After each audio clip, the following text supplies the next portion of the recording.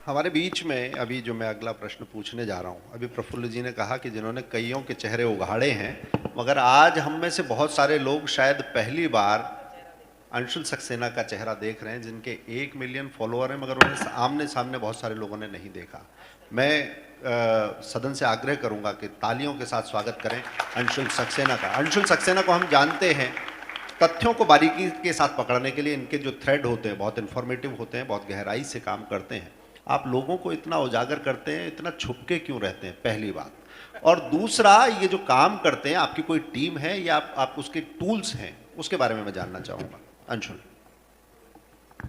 सभी को नमस्कार।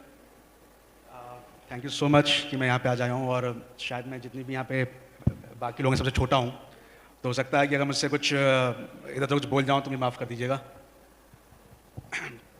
छुपके इसलिए रहता हूँ क्योंकि कुछ चीज़ें छुपके अच्छी लगती हैं, और जब ज़रूरत पड़ती है तब कभी भी बाहर आना पड़ता है। सोशल मीडिया पे जैसे कि ये सभी लोग फ्री स्पीच की बात कर रहे थे, तो मैंने एक चीज़ नोटिस की कि सोशल मीडिया पे भी फ्री स्पीच तरह तरह की होती है। सोशल मीडिया प्लेटफॉर्म्स भी फ्री स्पीच अपने हिसाब से चलाते हैं। जितनी फ्री स्पीच आपको ट्विटर पे मिलेगी, उतनी फ्री स्पीच आपको फेसबुक पे नहीं मिलेगी। जितनी फ्री स्पीच आपको इंस्टाग्राम पे मिलेगी, उतनी फ्री स्पीच आपको रेडिट पे नहीं मिलेगी। हर एक प्लेटफॉर्म की भी अपनी अपनी गाइडलाइंस बनी हुई हैं।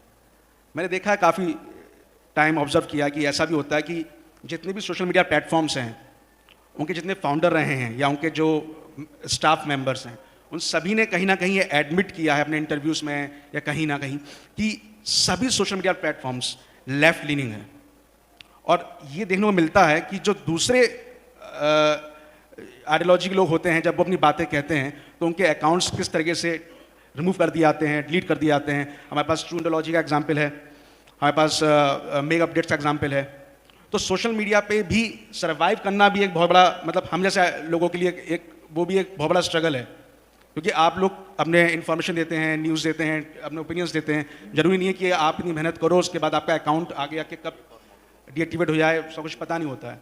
हाँ, लेकिन एक चीज़ बहुत अच्छी सरकार ने की, इन्होंने सोशल मीडिया कंपनीज़ को फोर्स किया कि आपको अपने ग्रीवेंस ऑफिसर्स को इंडिया में अपॉइंट करना होगा, तो आप उनसे कॉन्टेक्ट करके या लीगल बैटल कर सकते हैं। मैं ऐसा करता हूँ कि कुछ टूल्स का भी मैं यूज़ करता हूँ इन्फॉर्मेशन के लिए, जैसे कि सर ने पूछा था। तो मेरी कोई टीम नहीं है, मैं अकेला ही काम करता हूँ, लेकिन मेरा काम यही रहता है कि मैं ज़्यादा से ज़्यादा लोग को अवेयर कर सकूँ, लोगों को नॉलेज दे सकूँ, जो सही इन्फॉर्मेशन है वो आप लोग के पास पहुँचा सकूँ। क्योंकि कभी कभी क्या होता है कि कभी कभी ऐसा हो जाता है कि मीडिया भी अपने हिसाब से, कुछ ऐसे मीडिया चैनल्स हैं जो अपने हिसाब से प्रोपेगेंडा वगैरह स्प्रेड करते हैं, और उनको भी एक्सपोज करना बहुत ज़रूरी होता है। फ्री स्पीच का तो ये हिसाब किताब है कि कोरोना वायरस के टाइम पर जितने भी अंतिम संस्कार हो रहे थे, उसकी नुमाइश पूरे सोशल मीडिया पर लगी हुई थी। और अगर किसी मुस्लिम व्यक्ति का एक फ़ोटो वायरल हो गया कोविड टेस्ट होते हुए, तो वो फ़ोटो एक मीडिया चैनल ने डिलीट कर दिया जस्ट बिकॉज उसके ऊपर काफ़ी थ्रेट्स आ रहे थे चैनल के ऊपर। तब वहाँ पे फ्रीडम ऑफ स्पीच किसी ने बात भी नहीं करी। ये फ्रीडम ऑफ स्पीच का सिस्टम है सोशल मीडिया पे। बहुत सारे लोगों की डेथ हुई है कोविड में, लेकिन खास तौर से जो जितने भी जहाँ पे भी अंतिम संस्कार हुए हैं, उनकी फ़ोटोज़ ऐसी हर एक मीडिया ने, हर सोशल मीडिया पे ऐसे दिखाई गई है जैसे कि कोई झांकी लगी हो, कोई नुमाइश लगी हो। इसको फ्रीडम ऑफ स्पीच का नाम दे दिया जाता है। और जब कोई मुस्लिम व्यक्ति की अगर कोई कोविड टेस्ट की भी फ़ोटो वायरल होती है तो उसको डिलीट कर दिया जाता है, क्योंकि उन्हें लगता है कि उन्हें धमकियाँ मिल रही हैं, तो कहीं ना कहीं वो रिलीजियस सेंटीमेंट्स हर्ट कर रहे हैं। और रिलीजियस सेंटीमेंट्स की भी अगर मैं फ्री स्पीच की बात करूँ, तो सोशल मीडिया पर पिछले 3 दिन से हम देख रहे हैं कि किस तरीके से जगह जगह शिवलिंग का मजाक बनाया जा रहा है। लेकिन अगर कोई पर्सन गलती से भी इस्लाम को लेके या कुछ भी बोल दे, तो हमारी जुडिशरी इस तरह के डिसीजंस दे देती है कि आपको जाके कुरान की कॉपीज़ डिस्ट्रीब्यूट करनी है। एक वैसा हुआ था, रांची में एक स्टूडेंट थी, उसने एक पोस्ट शेयर कर दिया था, और उस पोस्ट शेयर करने पर उसे अरेस्ट किया गया। और रांची की कोर्ट ने बोला कि तुम्हें एक शर्त पे मैं बेल मिल रही है कि तुम्हें 5 कुरान की कॉपीज़ डिस्ट्रीब्यूट करनी है। कभी मैंने ऐसा उल्टा तो देखा नहीं कि कभी ऐसा उल्टा हुआ हो कि किसी नॉन हिंदू से बोला हो कि जाके तो हनुमान चालीसा डिस्ट्रीब्यूट करोगे या गीता डिस्ट्रीब्यूट करोगे। कभी ऐसा नहीं हुआ। तो फ्री स्पीच का ये सिस्टम बना हुआ है। फ्री स्पीच की क्या लिमिटेशंस है, वो ये हैं कि अगर आप सोशल मीडिया पे ज़्यादा बातें करते हैं तो बहुत सारी सरकारें ट्विटर के थ्रू आपको नोटिस भेजती हैं कि आप अपना ट्वीट डिलीट कर दीजिए।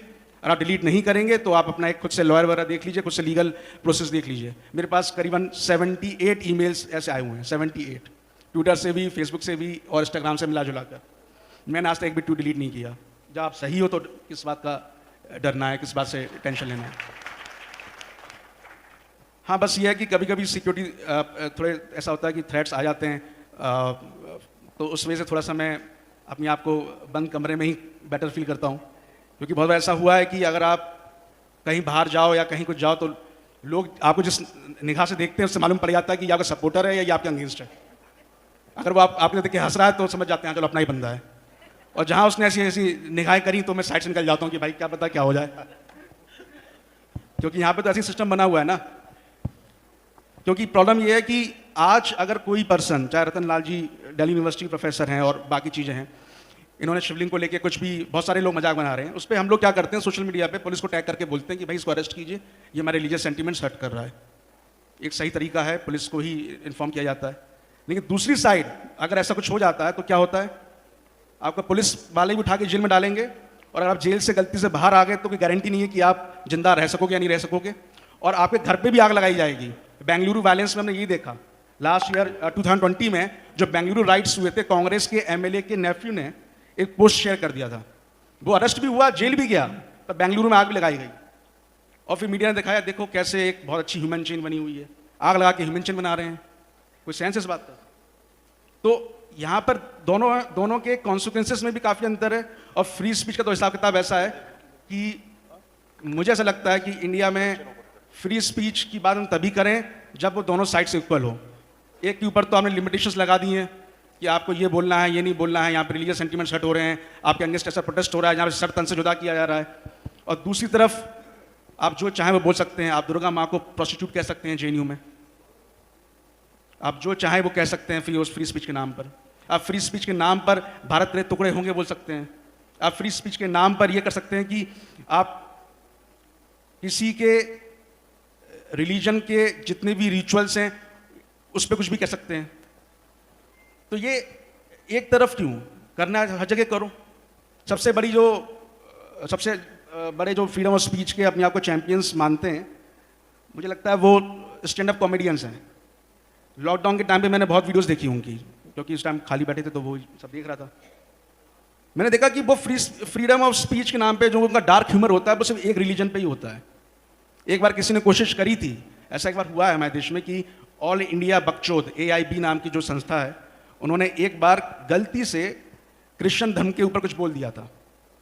तो उसके बाद क्या हुआ पता है, नेक्स्ट डे पूरी ऑल इंडिया बकचोद नाम की जो टीम है उन्होंने जाकर पैस्टर के जाके पैर छुए, वहाँ बिशप से माफ़ी मांगी, उनके सामने बैठ के उनसे बोला गलती होगी, आज के बाद कभी नहीं करेंगे।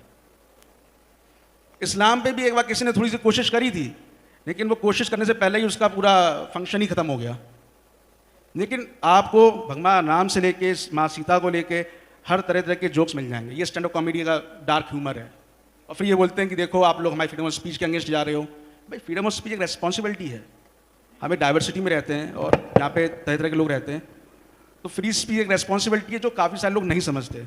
वो ये सोचते हैं कि अगर आप ये सोच रहे हैं कि आप यहाँ बैठ के फ्रांस को बॉयकॉट कर रहे हैं, आप यहाँ बैठ के फ्रेंच प्रोडक्ट्स को बॉयकॉट कर रहे हैं क्योंकि आपको लगता है कि वहाँ के सिस्टम ने आपके रिलीजियस सेंटिमेंट्स हर्ट कर दिए, वहाँ पे जो कार्टून्स वगैरह चार्ली हेब्डो वगैरह जो है, तो आप यहाँ पे ये भी देखिए कि इंडिया में भी किसी के रिलीजियस सेंटिमेंट्स हर्ट होते हैं जब आप शिवलिंग को लेकर मजाक बना रहे हैं, आप मजाक बना रहे हैं राम भगवान को लेकर।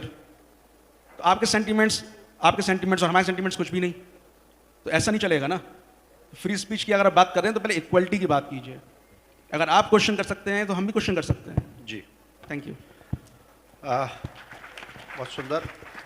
जो चुनिंदा चुप्पियाँ या सिलेक्टिव साइलेंस का जो तिलिस्म है उसे तार तार किया है हमारे पैनलिस्ट ने।